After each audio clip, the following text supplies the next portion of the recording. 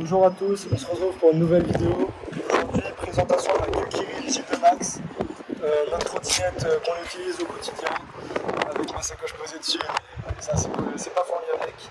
Alors, on a 1000 watts en moteur arrière, donc très puissant. Vous pouvez atteindre une vitesse d'environ 55 km/h sur du plat, sous ascente, même un peu plus en descente. Le moteur à l'arrière permet aussi de lever, ça c'est cool. Trottinette très bien suspendue avec une suspension ici à l'arrière et un bras articulé suspendu à l'avant, juste là.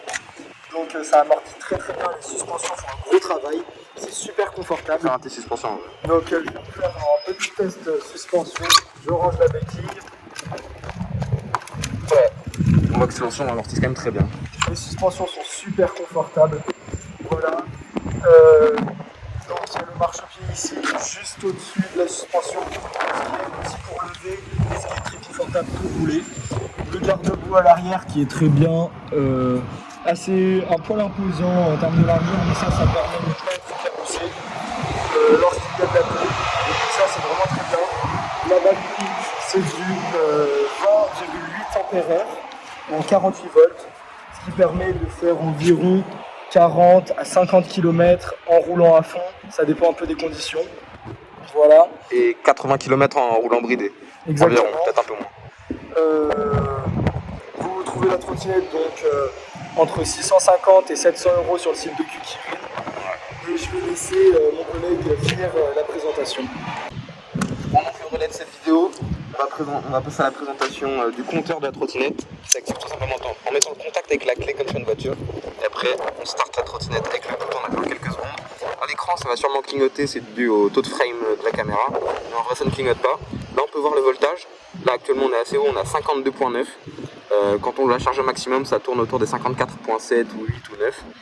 Là on a l'affichage de la vitesse, là on est en km/h, on peut la régler en miles par heure. Là on a les modes, là on a un mode 1 qui monte à peu près à une vingtaine de km/h, un peu moins. Le mode 2 qui monte à une quarantaine de km/h. Et le mode 3 qui monte à une soixantaine, 55, soixantaine de km/h. Le cut-off d'ailleurs il est à 39. Là on a des 10 barres de batterie et le cut-off de la batterie se fait à 39. Donc vous avez une plage de 16 volts d'utilisation dessus. Ça c'est quelque chose à retenir, mais l'affichage pour le taux de batterie avec les 10 barres est assez précis. Là on a le kilométrage de la trotte, là on a 1100 sur celle-là, puisqu'on a acheté un nouveau compteur. Donc je vais vous montrer comment on bride la trottinette pour les contrôles de la police, de la gendarmerie. Donc ce que vous allez faire, c'est que vous allez venir saisir une poignée de frein, je prends la poignée droite, et vous allez appuyer 2 fois sur le bouton power. 2 fois.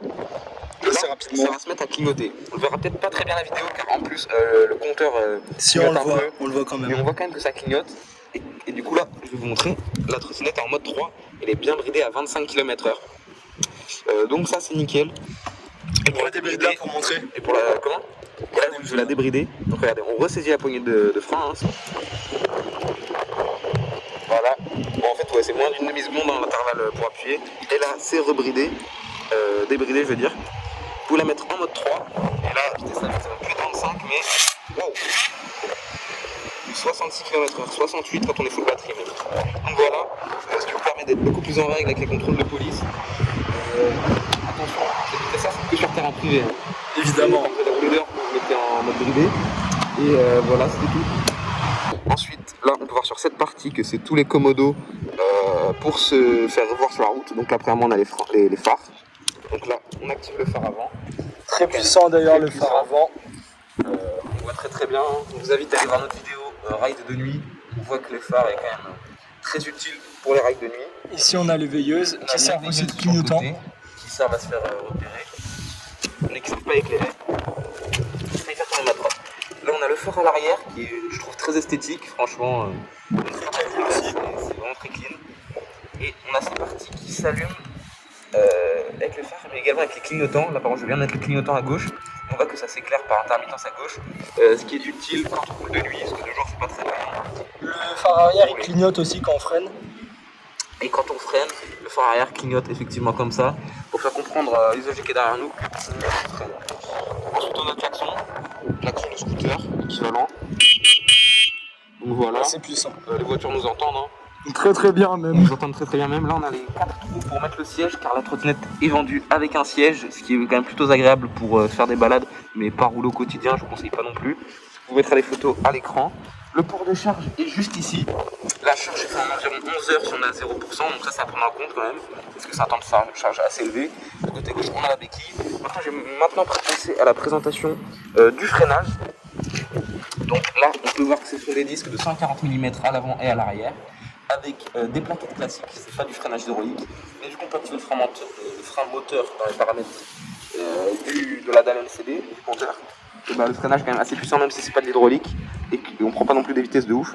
Donc c'est à peu près la même chose à l'arrière, hein. C'est aussi un disque de 140 mm. Le frein moteur marche vraiment très bien quand on le règle à fond, c'est assez puissant. Le moteur il freine très très bien. Il aide à économiser les plaquettes, ça c'est cool.